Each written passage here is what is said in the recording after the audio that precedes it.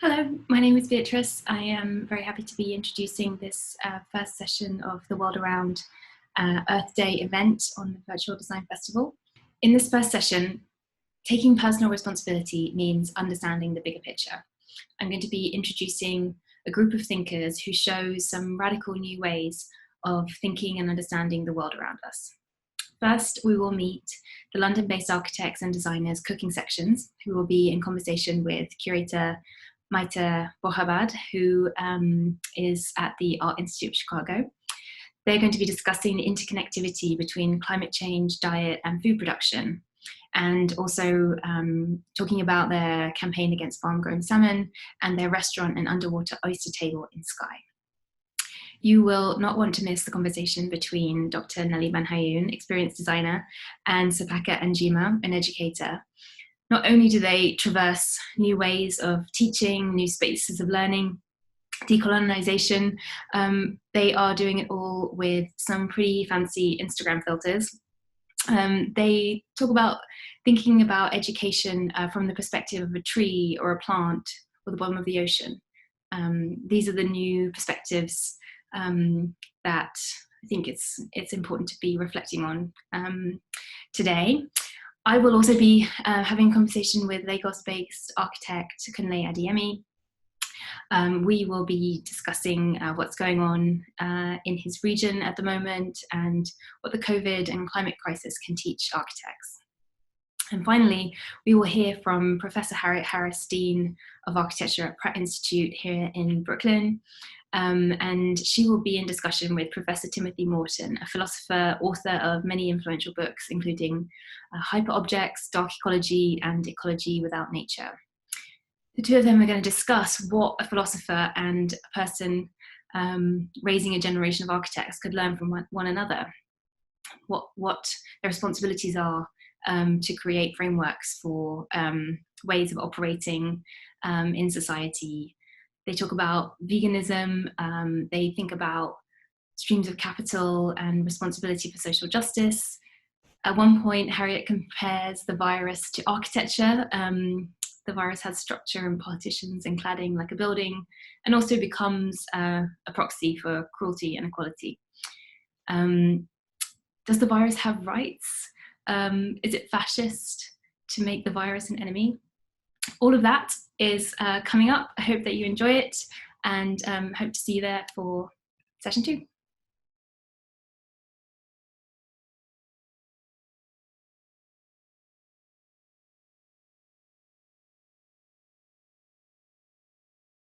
Hello, everyone. I'm Maite, and I'm sitting here from Chicago, and I would like to tell you all kind of like good morning, probably, and would like to introduce you Alon and Danielle that are on the other side of the screen and probably will be saying right now good evening. And we're here extremely excited to be sharing this special day and celebrating together a happy birthday for the Earth. So how are you guys these days? Very good. So good afternoon, and really great to be here joining to mark the 50th anniversary of Earth Day, and excited to be discussing all of these different issues. We have a bit of a major task today to try to understand something that seems somehow evident, or that we kind of know but not necessarily know, that it's actually how actually today, how do we manage to feel like over 7 billion human beings that we inhabit this planet, and actually with how even we've been consuming the produce, the kind of sterilized way that we consume food through packed food, canned food, or even the fresh food that looks perfect, neat and clean and perfect shapes in supermarkets. Somehow it's like at times we forget that actually our mouth or our guts has actually something to do with the soil, with the oceans. And it's kind of like, yeah, we'll know, but it's something kind of somehow paused back in our brains. So somehow we're gonna try to unpack a bit of that. That is actually what you've been doing through your practice for a really long time. So before actually starting, I would like to share with you, I'm gonna read out loud a brief text of another great brain that is called Orkan Telhan. He's a bio designer, And actually, he wrote this text that the title is Breakfast Before Extinction in 2019, so not really far time in here. So I'm just going to read the brief introduction to put a bit the set of mood, and then we keep going. So he wrote, in 2019, it is no longer if, but when we're going to hit the limit and face extinction. The planet and its climate are going through major transformations and are no longer able to sustain over 7 million Homo sapiens spread across the globe. Our diet, our habits, and our taste are mostly responsible for the problem. Our relationship to food has always been mediated by design. Agriculture marked the birth of civilization and settler colonization. The ability to produce more than we consume is the origin of accumulation and capitalism. Since prehistoric times, we have selected for the most preferred species, standardize them, and grow them in larger and larger quantities with fertilizers, antibiotics, or pesticides to keep the yields high and profitable. The privatization of land for farming, the desire for cheaper labor through slavery, the invention of fertilizer and pesticides, and the use of drones for monitoring crops are all the same decisions that are part of our complicated socio-political and natural history. So with this to start a bit the mood, I would love you to give, and this question I'm going to ask you, I know it's hard, which is to briefly explain us about a major project that actually I think explains a lot about your practice also, that tackles research, site-specific interventions, guided walk tours, a really broad format and a really diverse way of practicing to understand the entanglements that what we eat and how we eat is actually extremely rooted in history and environmental and larger scope issues. So I would love you to start by describing a bit Climavore project. Yeah, so the Climavore project basically has started 5 years ago. And since then, we've been looking at how we eat as humans are changing climates. And I think that really is, as you described very nicely with this quote, alludes to kind of the very forms of production and how they are shaping the landscape around us when it comes to food consumption and production.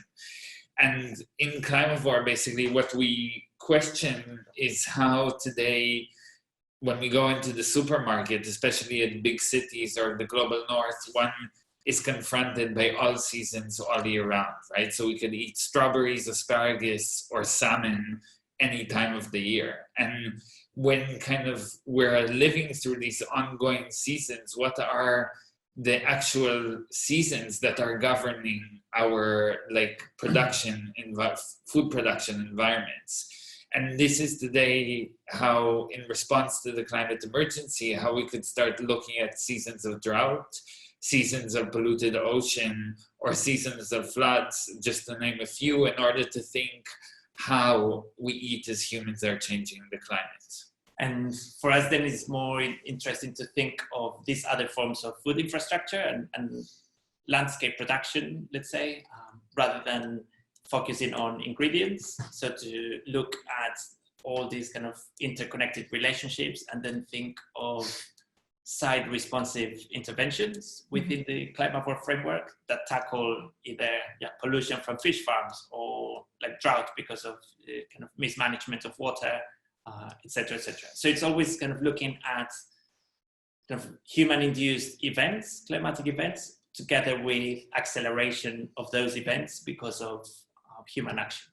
And specifically, if to talk about one of the projects that is happening now for 4 years on the Isle of Skye, there we've been looking into the possibility of divesting the island away from salmon farming, a practice that is polluting basically the ocean exactly as you described, with antibiotics, with food excrements and that come from the fish digestive systems that are basically washing into the ocean and suffocating the whole the seabed underneath the farms. And through that, basically, we've been kind of through the project have been working into developing alternative food infrastructures, developing alternative economies, and developing also different pedagogic platforms through which the cultural imaginary and food landscape and food culture could be changed. Because of course, like with everything in food, one of the biggest challenges is people's expectations, right? Like the market generates certain expectations in order to ensure consumption continues to flow in the way the market is driving it. In that sense, with this specific case, and you have briefly mentioned before, but many of the logic that you're actually mentioning, which relates to season or with food chains, it connects actually with territories and the specificity of sites, right? And meaning sites that could be soil sites, but could be also oceans or coastal lands, right? Could you mention specifically, in this case, for instance, how the relationship of the specificity of the history of a landscape has been transformed into becoming a productive landscape somehow that happens with coastal lines, but also again with agriculture in terms of thinking in soil? Yeah. So, for instance, in the case of Climavore that reacts to pollution, ocean pollution from fish farms, we've been focusing on these islands called Skye in Scotland, and there's been a big issue and people opposing open net salmon farms for decades. And what we've been working on for several years now is how to reconnect with coastal ecology, following certain patterns or forms of inhabitation that have been a bit lost within 1 or 2 generations. Mm-hmm. So if at the beginning of the century, people would need to depend and thrive on coastal ingredients from the intertidal zone, then slowly, how it happens in every place pretty much in Europe, that the more supermarkets and the more commercial supply chains are available, the less you connect with the foraging landscape, let's say. So what we've been trying to do is to think of alternative aquacultures as a response to pollution from salmon farms. And for that, we've been interacting in many different ways, from more kind of objects like structures, like the one behind us, which is an oyster table on the intertidal zone that appears and disappears with the tides, and actually hosts bivalves and seaweeds, which are kind of filtering water as they grow. So for us, that's more of a regenerative form of aquaculture, rather than having fish farms that are requesting or requiring antibiotics and artificial color to be there all the time. The labeling plays a fundamental role into that. How do you see that from your practice? And could you mention any specific case to understand this? Yeah, I mean, I think for us, it's whether we talk about the project we're doing in Skye at the moment or a project we did in France a couple of years ago, I think the kind of structuring of commerce and how labels are used within that, I think is extremely important, right? Because labels are a cultural currency at the end of the day. They help us as consumers to define what is right and what is wrong, and help us to draw very quick decisions in the supermarket, for instance, if we talk about food.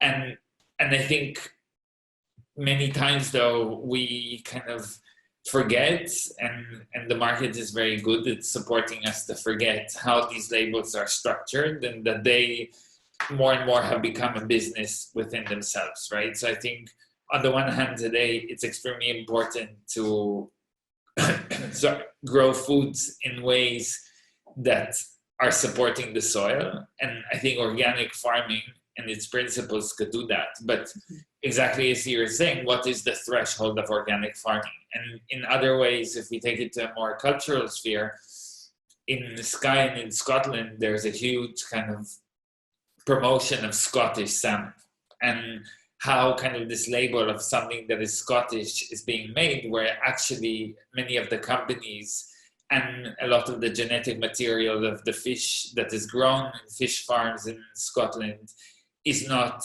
Scottish and is not even salmon, right? So these kind of conundrums of what is salmon today and what does Scottish mean today is something that I think is very important to kind of question from critical perspectives, and really offer other ways of kind of thinking about that and responding to that, and creating basically structures and platforms through which these things could be, and food could be grown in a way that is supporting the soil, the water it grows in, and the communities that kind of manufacture and grow it. I'd like you to briefly mention an anecdote that when you actually mentioned what is salmon, which seems a basic question, is actually not a basic question. It's an extremely complex question to be answered. And how salmon is designed and what we're eating is a very good example.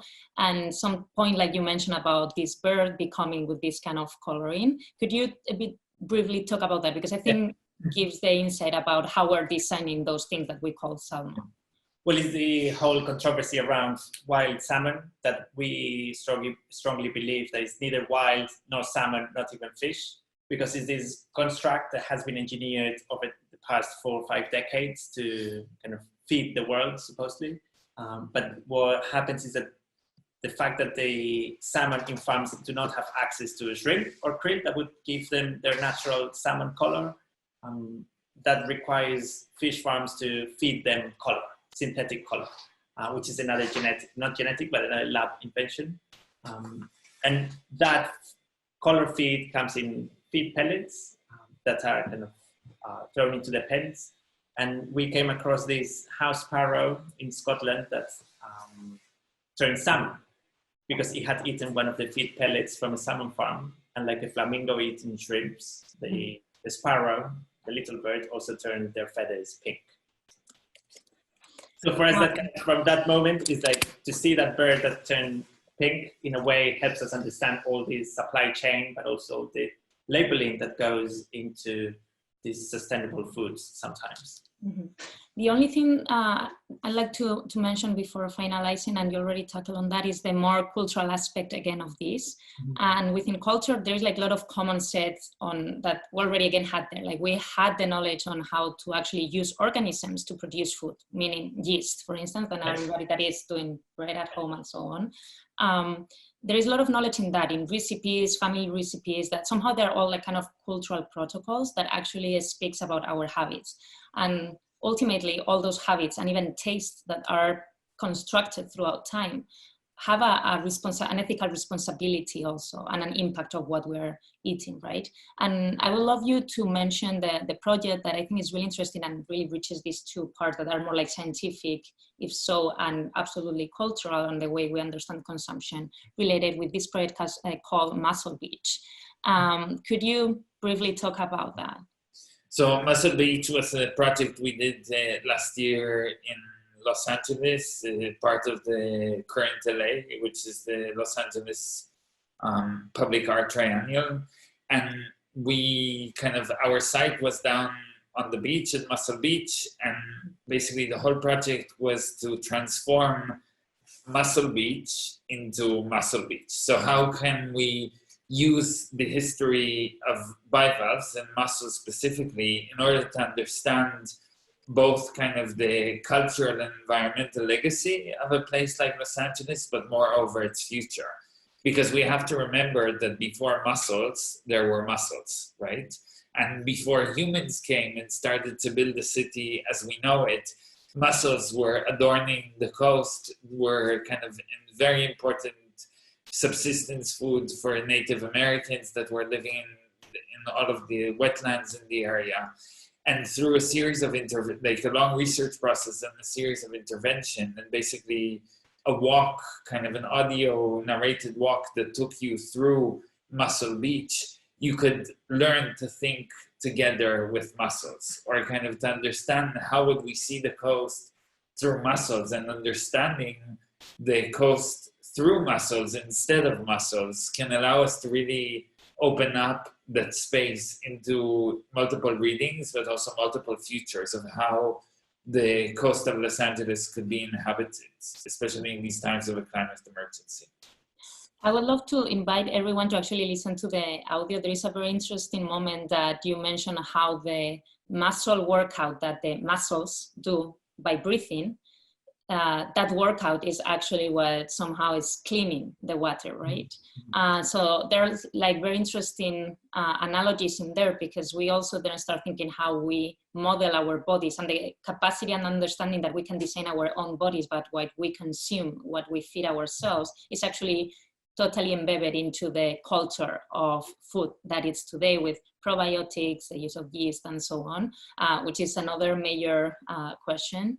So I would love you to now bring all of this a bit back, which is a bit back to now, right? Because we've been talking a bit about kind of the larger scale of how the food ecologies function and the chain that is a super intricated system that goes from a small nano design to actually redistribution of resources.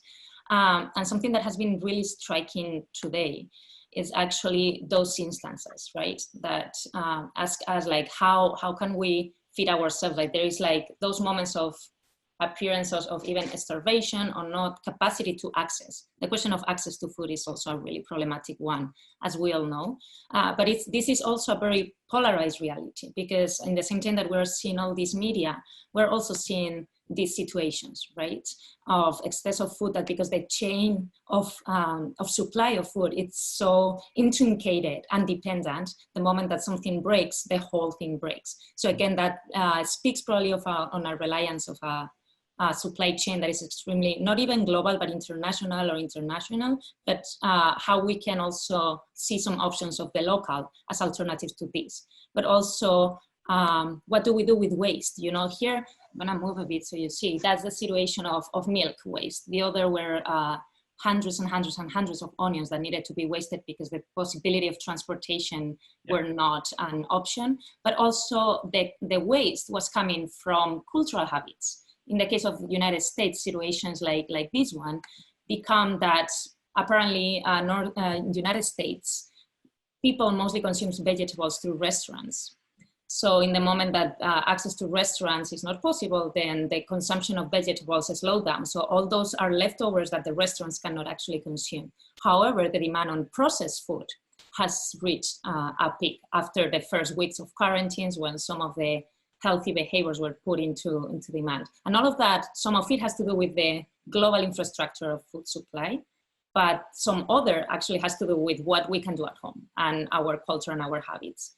So within all these situations in mind, I would love you to ask you, and now what?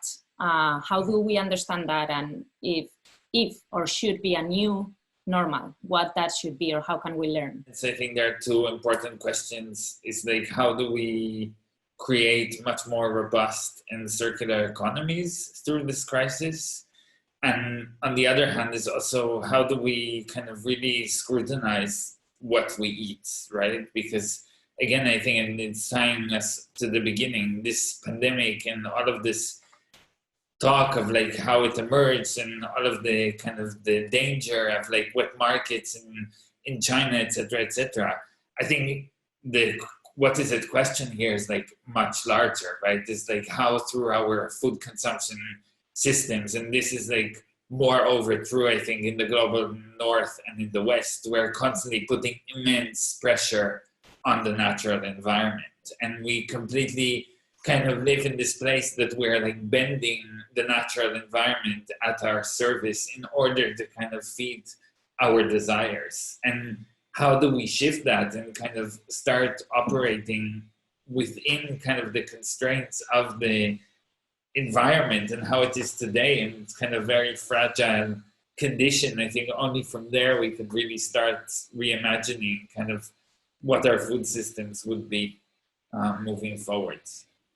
If there is kind of something positive to leave this with, is like, I think it's just the intention of a kind of attitude of radical responsibility and radical care could shift the positioning of ourselves within all those systems. And overall, something that is somehow that you throw light in many of your projects is, at the end, the whole thing is obviously it's an ecosystem, it's a matter of networks. So how we reformulate those networks that could go from local to global, and actually is identifying what we eat, but also how we eat it, where we eat it, and when we eat it, that will reformulate that network in a way that can become much less aggressive, because we're damaging the planet, which is actually the one that is feeding us. So there is a limit of insustainability in the whole equation, and we're reaching that limit already, right? So it's not impossible. We have the knowledge of it, and surely if this pause in the world has given some learning, is that actually that the reformulation is possible.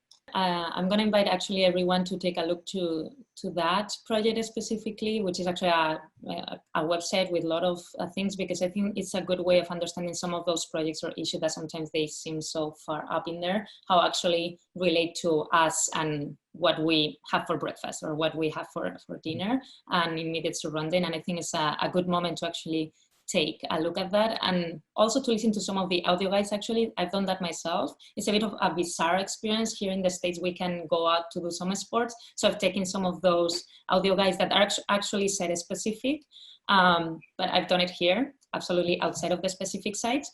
And it's a quite interesting experience. So if someone needs some recommendations for quarantine, I would highlight this as a to-do thing. Very good. Very nice talking to you. Maite. And thank you. Bye-bye. Bye-bye. Bye.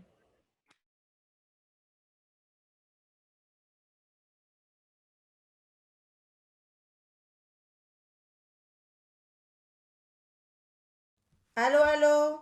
Planet Earth calling. Sepake. Ah, here she is. Hello. Oh my gosh, your films Happy Earth Day, my friend. Happy Earth Day. I cannot believe we are meeting on this very unique day. I am Nelly Hayoun. I'm a designer of experiences, and I design experience for you to become an astronaut in your living room while you have dark energy being produced in your kitchen sink while a volcano is erupting on your sofa and sonic booms are being created in your bathtub. I work at the Search for Extraterrestrial Intelligence Institute, the SETI Institute, and I run a tuition-free university that supports free, pluralistic and transnational education called the University of the Underground, and it's based in nightclub.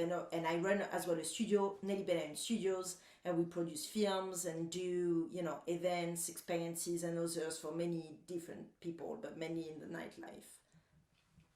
Hi, my name is Sepake Adeyemi. I'm the artistic director of the Institute for International Visual Art in London, and I'm the initiator of Under the Mango Tree, organised by the Slow Institute.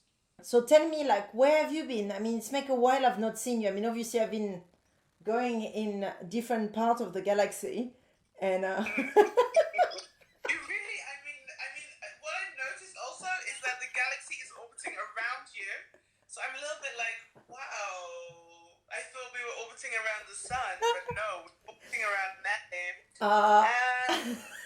I've been, it's funny actually, I also came back in a big circle, so I'm orbiting in another way. But I was living by the sea, I was living by Margate for a little bit, and then I went beyond the sea to the other lands in Europe, which we've now been segregated from, or separated from, and then I've kind of done a big circle. So it was like in the Netherlands, where you were also doing your school there, right? The university's in the Netherlands.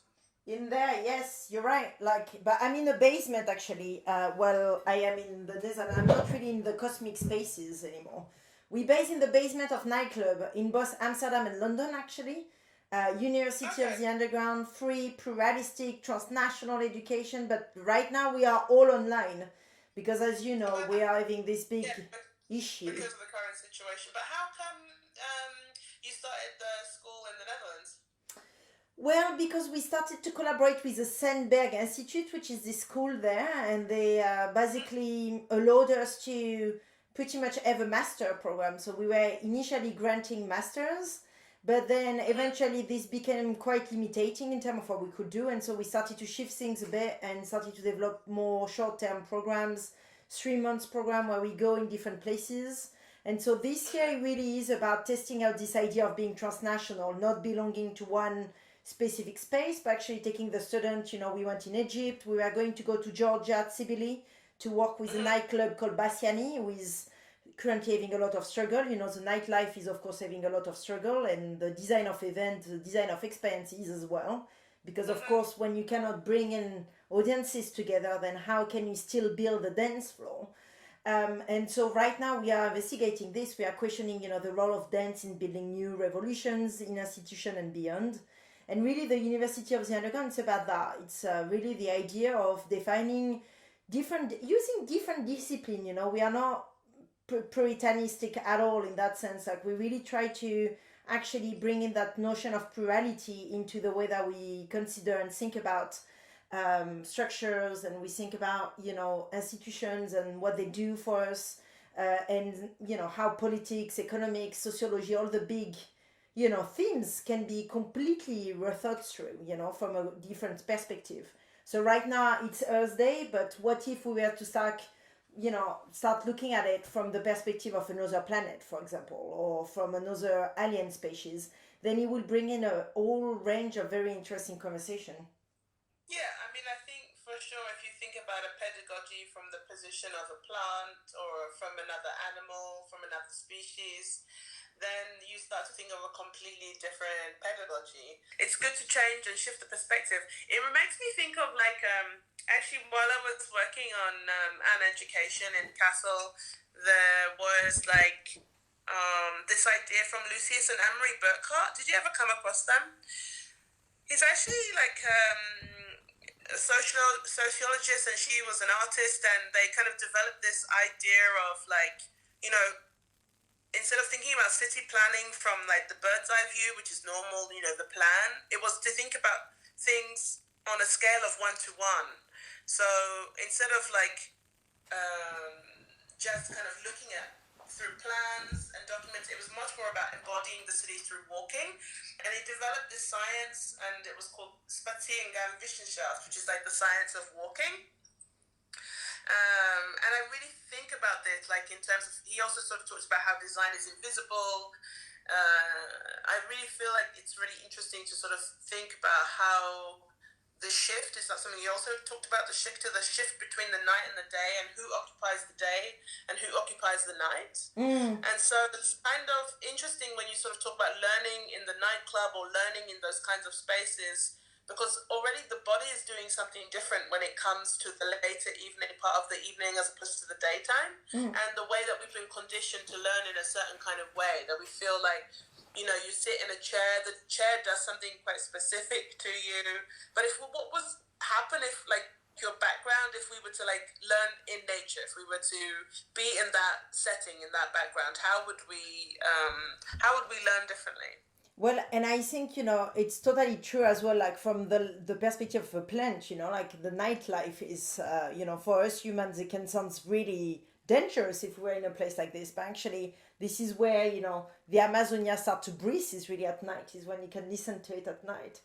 But, look, I've not seen you for quite a while, and I would love to hear a bit more about, under the mango tree and all of the different conversation you've been setting up. And me right now is, kind of left without a job because I cannot design any more events. Then tell me, how do you still maintain conversation? And tell me a bit more about Mango 3 as well. But how do you think about new form of conversation, in your practice? So under the Mango Tree comes from, it comes many directions. It's partly to do with Rabindranath Tagore, who was one of the first people from Asia to receive the Nobel Prize for Literature. And he set up a school in Sankinikitam, which actually is, strangely, it's a place that didn't have many trees. It was actually quite a barren landscape, actually. And his father had already kind of, made it a place that he thought it was really important for creating kind of spiritual connection and a space of kind of philosophical reflection. And Rabindranath, when he was thinking about the school, he planted mango seeds into the ground as classrooms. So that's thinking about the tree in itself as a form of design that provides shade, it provides support for your back. Many people can gather underneath it as a space of gathering, basically. So what this got me thinking about, because actually Rabindranath was not really interested in like academic learning. He was interested in how can we learn from nature? What does it mean if we, learn, outside of these kinds of academic structures? And that got me thinking about people like yourself, artists and designers and architects who design schools and pedagogies and curriculums and syllabuses and think about the missing study, the missing education, the potential unlearning that's necessary to think about ways of being in the world. So yeah, like that's Under the Mango Tree, and what's really amazing for me is that the first one happened while Documenta 14 was taking place, and the energy from that space was so vital that we continued. And actually, what I found really interesting is that now it's like a totally self-organized gathering, and we're sort of thinking about a kind of slow way of working. No, it's not like we don't have like the institutional backing and funding and support. So the ways in which we're thinking through pedagogy, the ways in which we're thinking through learning is really very much through the body. And like, I know that like, I love the way you appear and reappear, disappear. I'm going in the water now. I'm going in the water because I remember us having a conversation quite a while back about, the importance of looking at water. And I remember you've been in Documenta, you've been in Chicago, you've been pretty much all around the world, Tunisia and so forth, like teaching, but also developing gathering spaces and conversation with many, activists, thinkers, artists and so forth. But you mentioned water as being a place that somehow is still finding you. It's like you've gone for a swim. I've been floating. Well, I mean, it's a question that I'm constantly wondering, actually. Especially now that we have we have data's issues. Each government have got their own kind of regulation system with Corona and kind of deprivation of freedom to some level from each of their citizens. I'm thinking more and more, and already with the University of the Underground, this is something that we're starting to this notion of being transnational, this notion of not belonging to one specific nation states. And so for me, territories, the way we define them, and we have defined them in politics so far, is really lacking these different perspectives. And the one of water is one, the one of trees is another, like you mentioned, the mango tree. So how can we, maybe take this opportunity to start shifting a bit our thought process? And I don't know if this will happen virtually. I mean, right now it is happening virtually. I think you and I are shifting spaces just with this silly, Instagram. I was thinking about like the forest curriculum. The forest curriculum for me is also one way. They're like a duo who work not with, like you say, not with the kind of borders, but they take the forest and the communities that are connected to the forest in Southeast Asia as a way of like governing where there's conversations and that knowledge that they're sort of drawing from. Yeah, and tell me a bit more about that, because you actually have developed, whenever you were curating, you always curate from the perspective of care, the infrastructure of care, and intimacy as well is something that you speak a lot in your work too. Do you want to tell me how you consider this, like especially when, the moon and Mars and all of these spaces allow us to also dream and be curious as well about our surrounding, and actually understand that we are not at the center of the universe at all. And so for me, space travel and space investigation is actually really important as well. Yes, we need to sort out what's happening on the planet for sure, but it just gives us again this notion of like bigger perspective than just a homocentric one. But how do you consider, like, even not just for the debate of like space or no space, but how in the current context can we make sure, current context meaning what we are currently living with Corona, how do we maintain these spaces of care? A lot of people are just finding themselves at home, not being able to dream anymore, not being able to, have any support as well. How do you, from your expertise and from some of the projects that you've done? Yeah, for me, like science fiction has been super important in this regard. Like, so Octavia Butler sort of expressly sort of talks about imagination as a muscle that we need to exercise, and actually I've been doing like a lot of like collective writing exercises, science fiction writing exercises that actually start from a place of reality and move collectively into like quite interesting, and usually I have to say utopian, not that that's ever a prerequisite of the writing, a kind of utopian space where like it's often kind of coming from a place where capital or economy doesn't have the same weight, or there was one text that was written that said that care had been like capitalized upon, and it was sold in patches by Johnson and Johnson. So it's like, I guess it's also just sort of thinking like, what does it mean to care? And like in the etymology of the word care, it's about it's about really kind of having a deep empathy and understanding the pain of the other one, and that's what allows for the space of care to take place. That's what it's actually feels to me like much more of a kind of much more active space, because it's not just like saying like, when people casually say like, yeah, take care, it's more like that the care is felt by both, because the pain is felt by both. And this idea is like really like a sort of center that sort of drives the narrative with the parable of the sower, which is written by Octavia Butler, and the main character suffers from hyper-empathy, and that hyper-empathy being that whenever she sees the pain of somebody, she also senses that pain, so, and seeks to kind of create a society where people do not want to harm each other.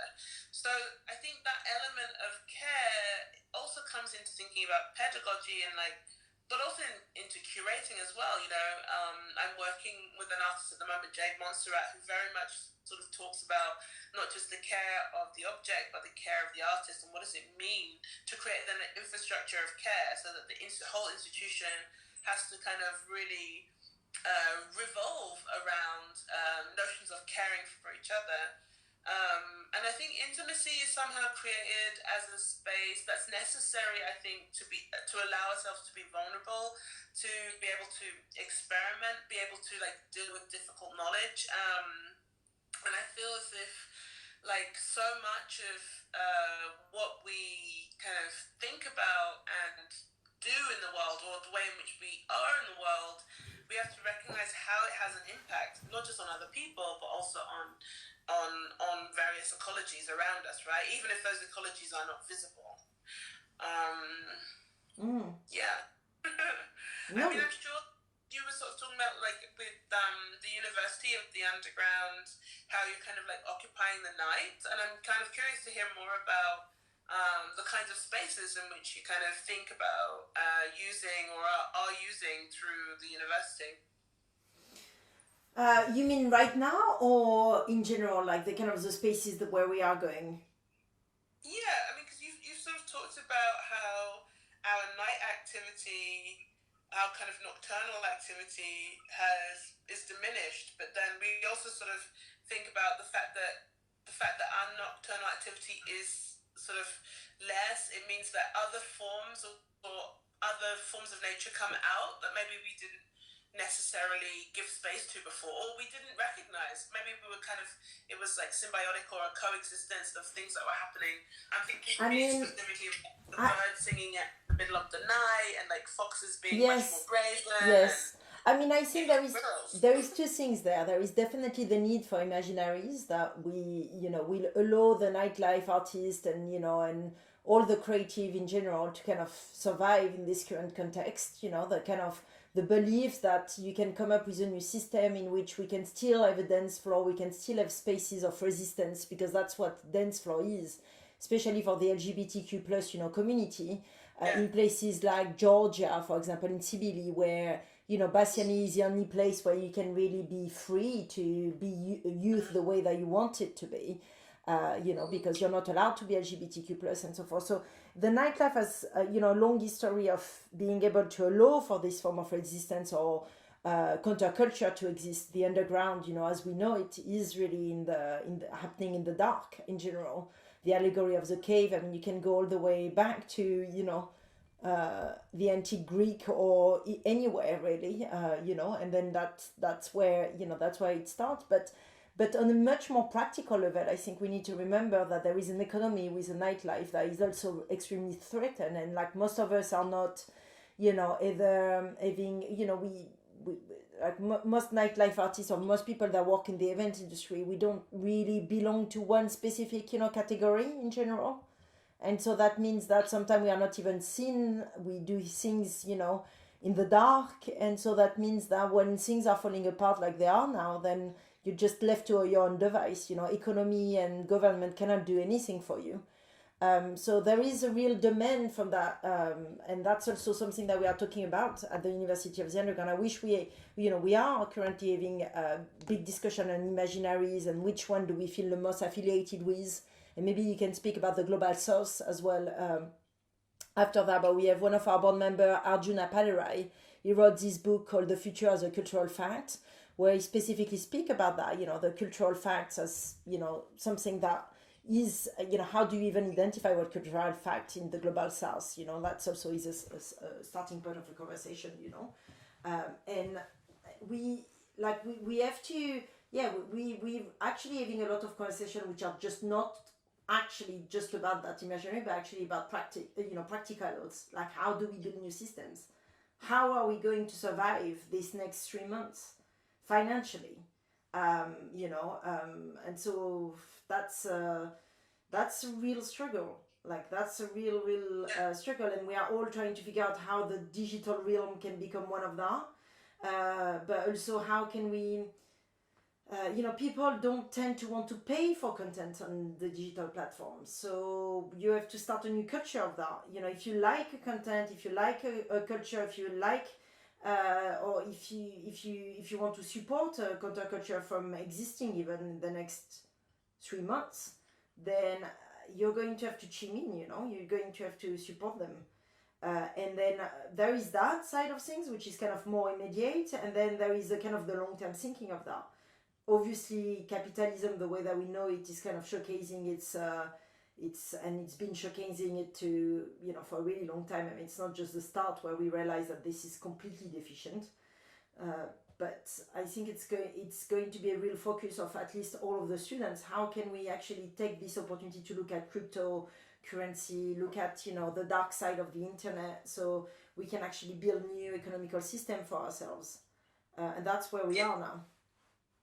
So, considering Earth Day, I would like us to consider the support of Freehome University, which is a pedagogy, a school that brings together the knowledge of the land from people who've worked the land and have lived there a long time, with newcomers to Italy who also have a knowledge of the land but are learning a new language, learning a new culture.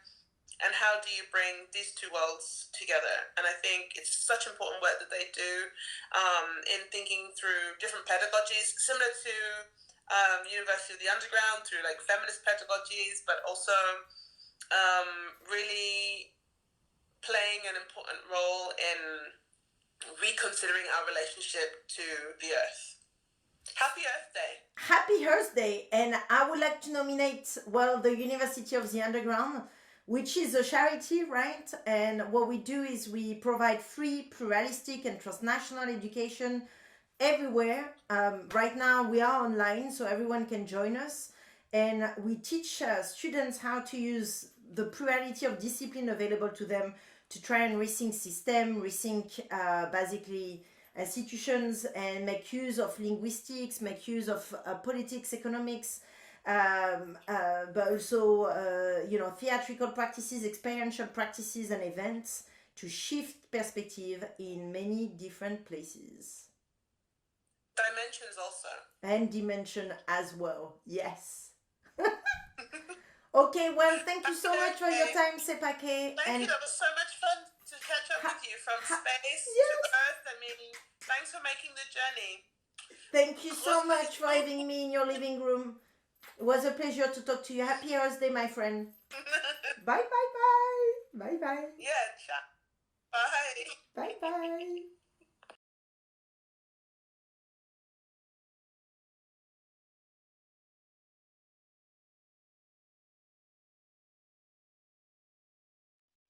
Hello, hi, good afternoon. My name is Beatrice Galilee. I'm the director of The World Around, and I am very happy to be talking to Kunlé Adeyemi, my friend, and also the amazing founder of Nelly Architects. You're based in Lagos at the moment, I understand. How's it going there? Well, it's going okay under the circumstances. Lagos is not as terribly affected as many other countries, but relatively speaking, it is also impacting people's lives. The city's on lockdown and the whole country is on lockdown. So we're here having a quiet time. And how is the government handling the crisis over there? I understand they're doing quite a bit more than probably they are in the US in terms of temperature testing and taking care of people. Well, I think the government has, and not just the government, the individuals and the private sector and, stores, supermarkets have always taken a bit of early caution and measure in trying to identify people who may have, high temperatures. So there's always been checks at, these stores and supermarkets, I'd say for about a couple of months for sure. Okay. And I think relatively speaking, the city was put on lockdown earlier than many cities in the world. So, and this may also just be out of an outcome of the Ebola crisis, where we've learned a lot in managing a pandemic and epidemics like this. Mm-hmm. And but it's still relatively early to make any kind of judgments, but where the government is making some efforts. It has some there are some gaps, particularly with the poorer people in the city that need a lot more support on a day-to-day basis. But on the health sector, I think they are taking some measures, and there's some preparation for cases. But it is also arguably that the testing is not sufficient, that we could do a lot more tests. We are not seeing as many symptomatic people either. So it's, we're hoping that for some reason that the country, the city will be a lot less affected by this pandemic. And, we're here on Earth Day, and I think it seems extremely difficult to disconnect this crisis, the COVID crisis, from the climate crisis. Do you think that as an architect, as a member of the human race, do you feel that this is a wake-up call, this is an opportunity to evaluate our relationship with the environment? Absolutely, absolutely. I mean, I think for sure the crisis has shown us the very, very simple implications of reducing our consumption, our wasteful, production, wasteful, movements, and just several things that we do as a human race that I think could be a lot less detrimental to the environment. And we've heard stories from all over the world of how the environment and the earth is recovering, or it's just just getting back into the beautiful situation that we would love it to be. So in a way, yes, I think there's a very clear relationship between our impacts on the planet and the climate, and it's very obvious that we could make adjustments going forward. Mm-hmm. And from a personal standpoint, do you feel that you have a studio in Amsterdam, you have a studio in Lagos, you travel around the world? Do you feel, as I, also as a curator, also traveling nonstop, it makes me look back at my air miles and feel kind of, a little sick sometimes? How does it make you feel? No, for sure. I think we've all done, a fair share, and if not an unreasonable share of travel. And this might be the first time in 15 years or thereabout that I've been in one location for this long.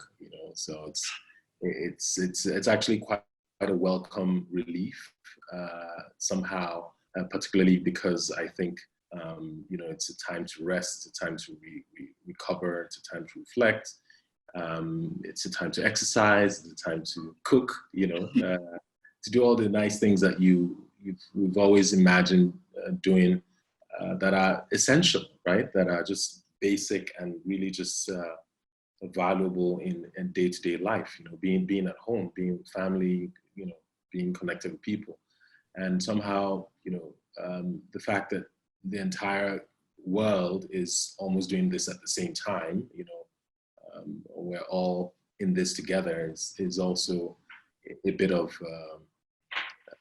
a relief that we're not, there's a slight break in this human rat race. Definitely, no, 100%. I mean, from the professional standpoint, you've said before that architecture is the interface, essentially between humans and their environment. So what does this mean for us as a profession? What can we contribute? And obviously your work and practice has already addressed climate change in your work in Lagos, but maybe on a bigger scale, what does this mean for architects? How do we think about public space? How do we think about building in a way that has less impact? What does it mean for places of gathering? Do we have to retrofit spaces now that we have this sort of new airborne virus, threat? How do you go about thinking about something like that from a professional standpoint? Yeah, well, I mean, I personally have been very cautious to make these forecasts and judgments. I'm not an expert at making these forecasts, but I do know, I'm much better at looking at a current situation and responding to it, and also thinking about what might be a future scenario when the facts are on ground. And I think it's a little too early to make these predictions. I mean, of course, we can speculate and look at scenarios. Indeed, I think, for me, architecture plays a very important role in how our world will continue to evolve. This is, in my view, the virus is some sort of an evolutionary self-regulating mechanism where somehow our the planet, the earth, our humanity, the consequence of that relationship is producing something that is regulating our activities, and in a way, what I find a little bit interesting about this situation is that it really sends us back to our fundamental basis, which is the home, and the home, in my view, is the fundamental building block of any society, and that's why we called our practice Kunlé, which means at home. So it really shows in this crisis that at the end of the day, we have to rethink how we establish our relationship from our homes, and on a very personal level, And we have to take responsibility at the level of the individual. And that would then have an effect on the collective. So we have to rethink our homes, right? We have to rethink what we can do, what is most essential, what we can realize in the home. And if we can make a home work, then we can make the city work. And we can make the city work, we can make the planet work. You know, we can. So in that sense, indeed, I think architecture plays a very important role because it is really that interface between humanity and the environment. And what we stand for is building diversity and coexistence between humanity and the environment. And so I think this gives us the opportunity to really rethink the planet, but really from the home, from the individual. Of course, there will be very obvious short, medium to long-term implications of what, let's say, the home is or the office is or our public spaces are. I mean, one can make very immediate judgments about the fact that, yes, in the short term, we may not be gathering in large spaces. We may have to think about our homes and, you know, to make it more conducive for working and living. You know, there may be a shift into bigger homes for many people just because you want a little more space. There may be a shift in the interest of outdoor living. So there may be a shift into interest in making the home a lot more circular. You know, you have everything you need. You want some green, you want some plants, you know. And I think that's just, it's everything we've been talking about. It's everything. It's about sustainability. It's about urban farming. It's about green. It's about, you know, healthy living, wellness.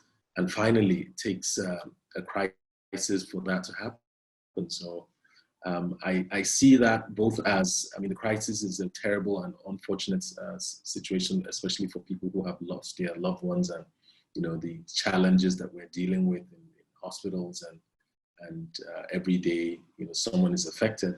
But I think it really is also an opportunity for us to reflect and start to make adjustments towards a much better future and a much healthier earth and relationship with the world. And do you think, I mean, that the relationship with the world now is going to be also mediated through this sort of lack of, you know, in a way, personal accountability, that your health is now something that is, your personal accountability affects your community. You know, maybe that's also something that people will start to become more, right? The human relationships and physical relationships, right? Yeah, no, I think so. I think so. I think, again, it really is just a trigger for us to realize that our responsibility to ourselves is also responsibility to others, right? And you know, just the very basic things of, you know, wearing a mask and keeping what you have to yourself and washing your hands and staying at home. I think these are just very basic principles. I mean, in a way, I feel coronavirus it's also sort of a mechanism that to domesticate or re-domesticate humanity. And we somewhat needed that to sort of realize that, you know, the basis, the fundamental for ensuring a sustainable human development relies on very simple, basic principles.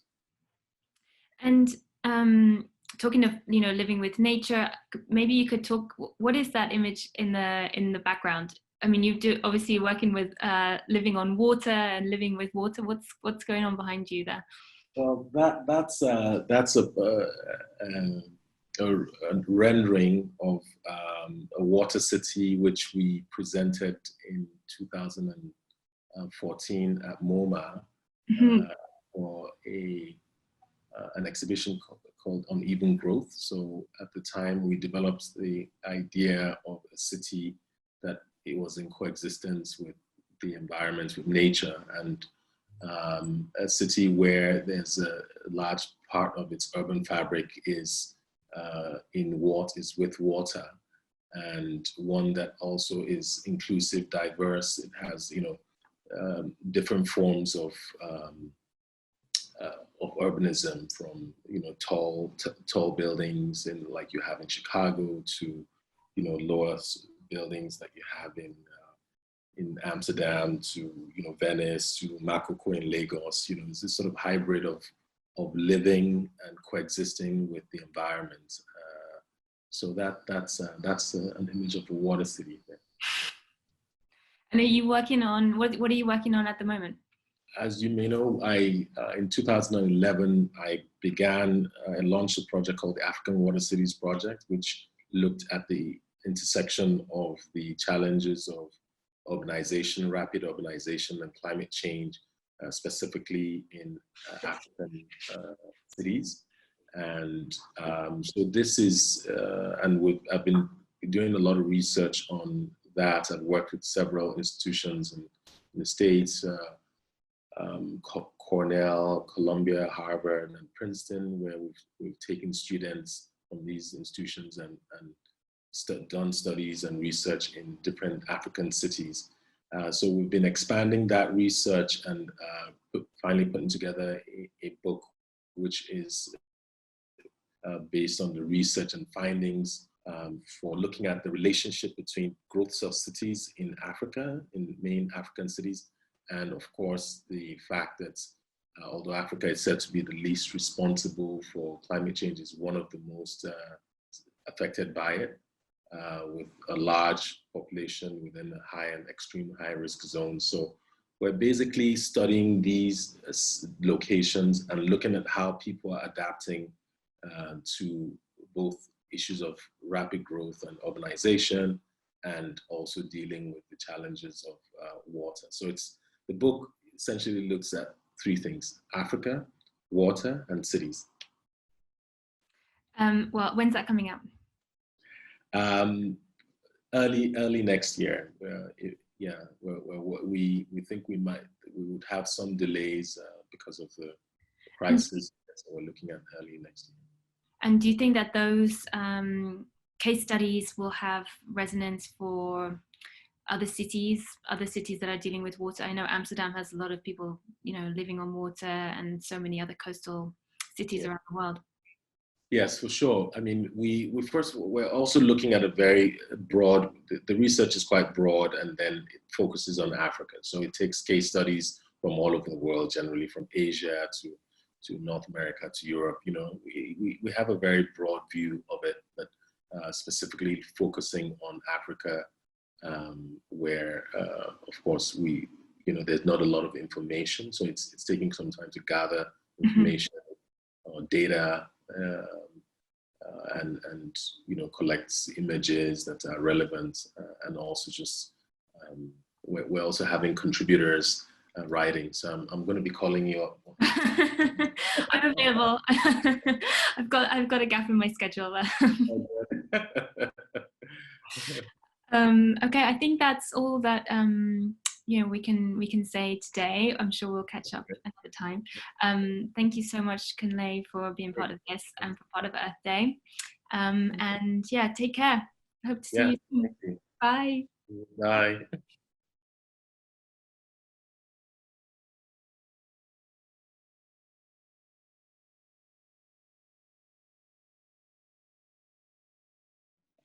Good afternoon. I'm Dean Harriet Harris from the Pratt Institute School of Architecture in Brooklyn, New York. And I'm here to talk with world-renowned philosopher, Professor Anrita Shia-Guffey's Chair in English at Rice University, Tim Morton. So we did actually have a cheeky chat before we start today. And what we did was think about possibly some form of departure in this conversation that we have in common. So I suppose one of them is that we share certain obligations as a philosopher and a dean. And for us, these are really around the idea of the obligation of providing some form of ethical framework for people to operate with. And that's both socially, professionally, but also a kind of skill set or an arsenal attached to this that allows the people we're responsible for, to confront injustice, to whether that injustice is within the professional context in which they operate or indeed elsewhere in the world. So Tim, I know that we've obviously had a discussion about COVID-19 and shared feelings of not wanting to die, or necessarily any of our friends to die. Do you want to talk a little bit about your views on your relationship, shall we say, with the virus? Oh, for real. It's an honor to be here. And when I hear about the ethical obligations, I guess one thing that I really hate, I'm a bit of a survivory person, and one thing that I hate most is when I find it very hard to think, because thinking is part of how I get to carry on. And there seem to be so many forces in this world right now that are kind of encouraging us to not think. To me, thinking is always about encountering some kind of otherness, and relating to something else that isn't you. And to that extent, kind of I'm a bit of a clown. Like for me, Socrates wasn't just saying, "Oh, I'm just a fake clown guy who's really just trying to mess with your head." I'm actually can't do my job unless I'm actually working with other people, and that's a kind of basic he lift ethical stance right there. And this is a most peculiar, strange situation. I've done a bunch of meditation retreats and stuff, but this is an unscripted, not consenting one. And I'm having the most awful trouble, actually. I don't know about other people, but I'm going through many different emotional fluctuations and stuff. And I just hope that whatever we can offer people today will help them to feel like they can stick around, because we need people, we probably don't need the current economic system anymore. I just saw Bill Gates on the telly, and the look on his face was a little bit like, I realize all of a sudden that my money isn't really that meaningful, and it could be nothing tomorrow, but people are where it's at, And for me, people obviously includes viruses and moles and badgers and, whatever, tornadoes. Yeah, right. Yeah, I mean, we were also talking a bit about what we think the virus is, and how much blame it's getting for everything that we're finding ourselves dealing with right now. And I suppose when you think about architecture, it's been similarly afflicted. It's been understood as a kind of proxy for the actions of others. For example, think about Rolling Point, 1968, this tower block that was built as part of Britain's post-World War II housing strategy to make sure the 1.2 million people in London who were left without a home had somewhere to live. So you had obviously the policies that created that and actually generated an imperative to produce taller and taller buildings, even when the technologies couldn't necessarily support it. There were contractors who were working under time pressure and financial pressure, who cut corners and substituted poorer quality materials in order to save money and even make money. Then you have the architects, who were at that point in history predominantly white middle class men who were never likely to have to live in social housing tower block in the 1960s, who had not really that interested in understanding the decisions they were making would present a risk to life. And then of course all of that, the conflation of that is a collapse that resulted in loss of life. So in a way, buildings symbolically often do that, especially when they operate as a proxy for capitalism, the same sort of forces of inequity that you're describing. When really a virus is only, it's comprised of nucleocapsid viral genomes and with a protein envelope, a bit like a building is, structure, partitions and cladding. They share certain characteristics in a way, but it's the same problem. The virus, much like a building, becomes this proxy for cruelty and for inequality. So when we were talking earlier about all this, we started cross-examining the language surrounding the virus and how it kind of maps back onto the practices of architecture, and indeed, I would say largely the practices of neoliberalism. So should we talk a little bit about flattening the curve and how we kind of reinterpret that? You started talking about your cat, I believe, that may interrupt us shortly. Yeah, he has a tendency to do that. What blows my mind is a little bit like the response to the hurricane that I went through here, Hurricane Harvey, where in the paper it was like, shock horror, poor oppressed people affected worse by hurricane, as if this hurricane was this alien from the outside, you know, and somehow, like, you know, we use cats like that. You know, there's sort of this idea of the outside cat that's just like almost there for my own ego, human being, anthropocentric ego, to sort of know that there is an outside, but actually it's not really the outside, you know, it's Iraq for cats, right? There are these things called roads and there are these things called cars, and they're like tanks, and they just sort of destroy cats. We never built space with very many non-human beings in mind, and which you know so much better than I do.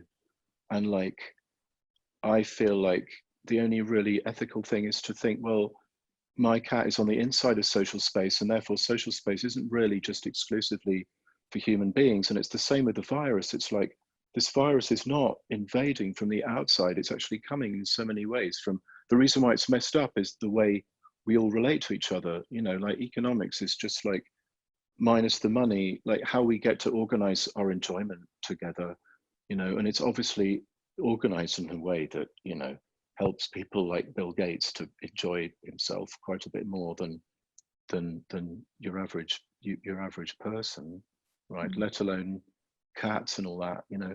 Poor Oliver's learned the hard way how to talk to humans. You know, he actually figured out how to say hello because he's realized it's the most important thing people say to each other. So when you really want something, he goes, hello, like that. Yeah, and I'm sure fairly soon you'll teach him how to say, stop being so anthropocentric. And possibly he can say that to many architects and students and faculty at the same time. We talked also a bit about notions of herd immunity. Again, this co-opting of language, which is about this deferral of responsibility onto this virus that has alleged evil forces and intentions. The idea that, you know, there's a compliance politically in herd immunity and that will save you. And similarly with notion of social distancing. I mean, I find that especially problematic because social distancing, you know, the inherent conceit in social distancing is that everyone can achieve social distancing. It's not contingent on class or economics, when in fact it's the poorest people on the planet who have no choice about living in close proximity to each other. So it's less about, you know, it's less a social choice than an economically driven necessity to have to interact with others and therefore expose yourself to risk. And it's this same human exceptionalism that drives people like Ivanka Trump to tweet that we should all maintain social distance while she hops on a plane to celebrate Passover. So I think that, you know, all of this kind of the dictionary of the virus for me are just indicative of, again, how we're just redistributing responsibility for the role the virus is playing, when in fact it's our responsibility that we're in this mess to begin with. And of course, you know, you and I were talking a little bit about the protests right now in Michigan, this notion of reopening the economy. And of course, that's something, a burden the poor will disproportionately bear, because they'll be the ones who are legally obligated to return to work because they have financially no choice. And yet they'll be subjected to environments, coming back to architecture, where the conditions, protection limitations force them to be exposed to huge risk. So we started talking a bit about veganism. Should we talk a little bit about that and about wild animal markets? If I may, I'd love to say a thing about opening though, because it really bothered me when people say, in America they say open, and in Britain they say exit strategy. And it's like, opening to what? Oh yeah, I remember feeding ourselves to this Moloch that's going to like burn us alive, because as soon as we go back in public, we're all going to die. And it's like how corporations and presidents and stuff are only too willing to get people to sacrifice themselves, especially small people, young people, for the sake of, you know, whatever that is, the bottom line or the stock market or whatever. And it's just like all these apps that we've had running in the background, you know, so-called nature, it's just like all these automated processes such as neoliberal capitalism, these Mickey Mouse brooms that just kind of keep going. And it's like, really, we have to open to that again? Like it really, like it's very provocative and sort of horribly gendered in a way. And as far as exit strategy goes, it's just like, wow, is this a war? And against what? And why are we losing? Therefore, why do we have to have an exit strategy? It's so strange. And the propaganda right now, it's really intense. Yeah, absolutely.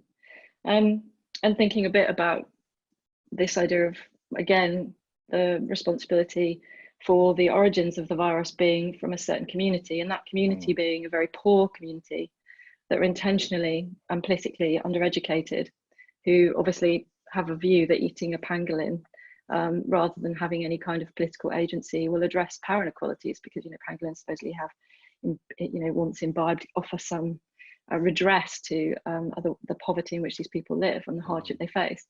And the conceit that, you know, I suppose the point about veganism, why we started talking about it, is a lot to do with this idea that, you know, we look to that community as, you know, the point of origin of all of this, and there's like a real kind of imperialist and cultural elitism attached to this, that, you know, that it's wrong to eat wild animals, and there's no sense of the hypocrisy that eating, you know, a cow is at all problematic, but eating a pangolin is fine. There's no understanding about how imperialist that sounds, when it's, you know, if you look back to the animal exploitation that's resulted in mad cow disease or bird flu, or, you know, the SARS epidemic, all of that was to do with, you know, farming practices that were used within the West, not just in China, for example, that, you know, all result in pneumonia and respiratory failure, but again are about how we treat animals and that inherent inequality. And, you know, we're obviously both fans of Carol Adams, you know, vegan feminist activist, because she kind of describes this as really the muscle of patriarchal ethics that tends to naturalize and normalize violence, not just against animals, but also against women by implication. So yeah, we started talking about, you know, the women right now who are within the home, and as you're probably aware, we've discussed statistically, are currently dying at a rate 4 times higher than they would normally, because obviously for many, the threat of domestic violence means an end to their lives. So it's interesting that the virus again becomes a proxy for other forms of this violence that Adam's just talking about, and the risk that people are exposed to. I mean, it's like in, if I remember Carol's argument about the meat and 2 veg on your plate, like the meat is the real one and the vegetables are just a sort of decoration on the side. And the argument seems to be that these people are eating the wrong kind of meat. They should be getting with the program and eating the right kind of meat, as opposed to they shouldn't be eating. Like, this is a chance to notice that you don't actually need to be doing that at all, right.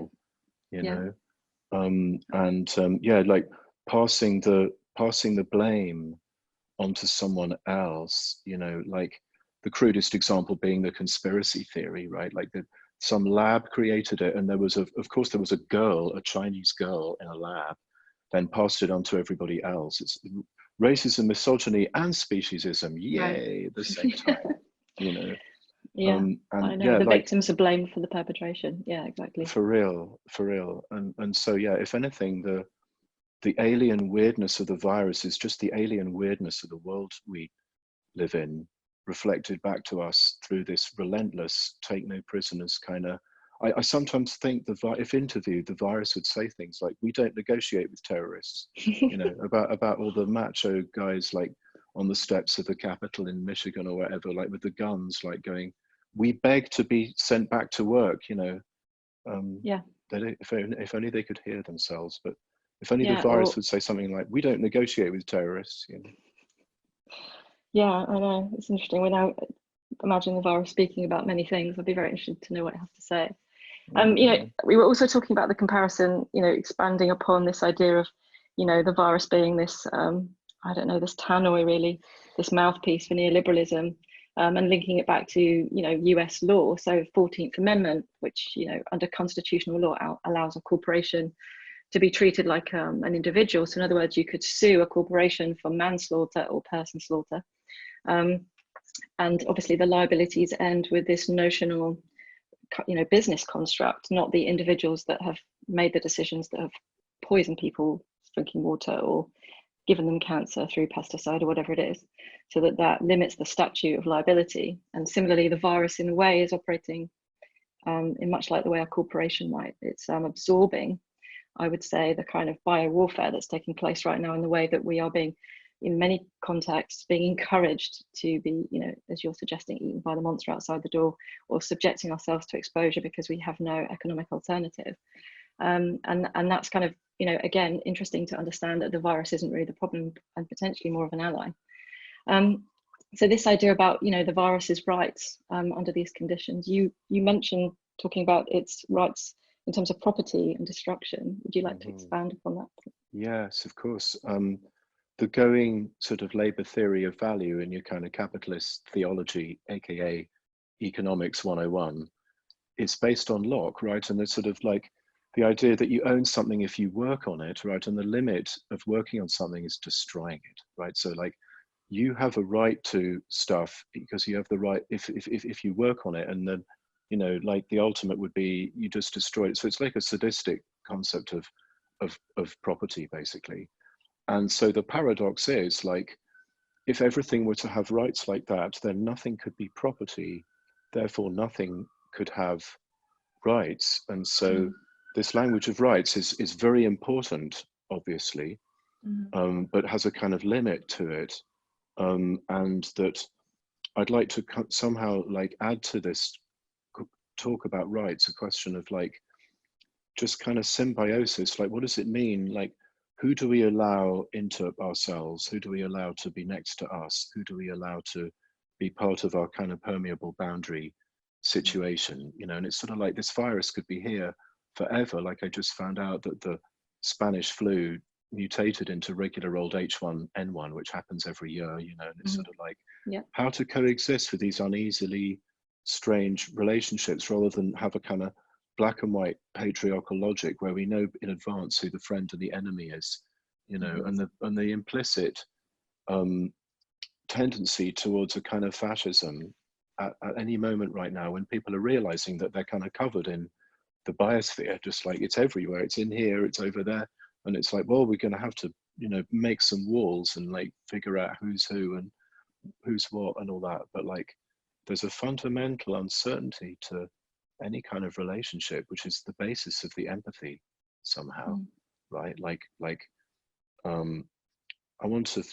feel like people like me should encourage people not to try to delete any of their feelings of like paranoia or suspicion or doubt when it comes to like the question of coexisting with people, because if you kind of delete that, then you're in a religion situation where you've got to park all these wrong things at the door, and like, you know, then you're in a kind of guilt and situation rather than a responsibility one. And I love the way you're using this word. It's sort of like,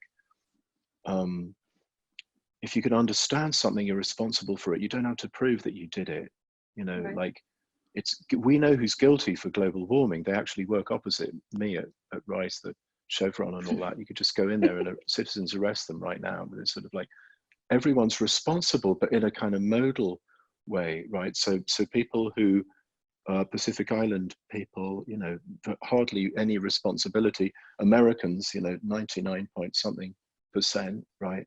And it's like you can kind of adjust it, right? And it's sort of like you can probably have all kinds of different, in a more just situation, relationships with this virus, which might not be going anywhere anytime soon. So it's on us to kind of reforge how we all like coexist with each other in order to cope with this. I feel like we were talking about how it's like you're damned if you do and you're damned if you don't. Like if you stay in, you're sort of dying on the inside, and then you go out to work, it's like you're dying on the outside. You know, it's all the two different kinds of dying. One being just like mechanical churning of, you know, the death drive, just like keep those Mickey Mouse brooms of neoliberalism going, and the other one just like ceasing to exist because you got turned into a virus factory. Right. And like, well, you know, that's not a great choice, right? That's probably quite a lot of brief writing inspirations for my students and faculty right now. You know, the architecture of cohabiting with viruses and so on. Maybe that's in a way a new mandate to schools of architecture. I mean, right now, thinking about my student situation, they're facing a recession like no other, where the prospect of unemployment or really poorly paid work, or again the spectre of unpaid internships looms large for them. It's that or continuing study in isolation. And of course, if the students are poorer, in other words, they're more likely to live in cramped conditions with terrible internet, then again, you know, technology is really no better at providing, at democratizing the power struggles of the design studio, I suppose. But I guess, you know, there's an interesting idea here around, you know, thinking about what the future of education is, which is a question that commonly gets asked, and on, you know, on Earth Day, thinking more generally about the obvious answer being to save the planet and then, you know, discuss. But I think that, you know, unless we start looking understanding what actually needs to happen for us to consider that education even has a future. It comes down to understanding more of just, you know, the responsibilities of architecture to step outside of thinking that the building is the product, when in fact the design of a more robust democratic system is the product we should be most concerned with. And now that we have 1 minute left, what would you like to say in conclusion? Oh, anything to do with helping people to realize that they've got the controls.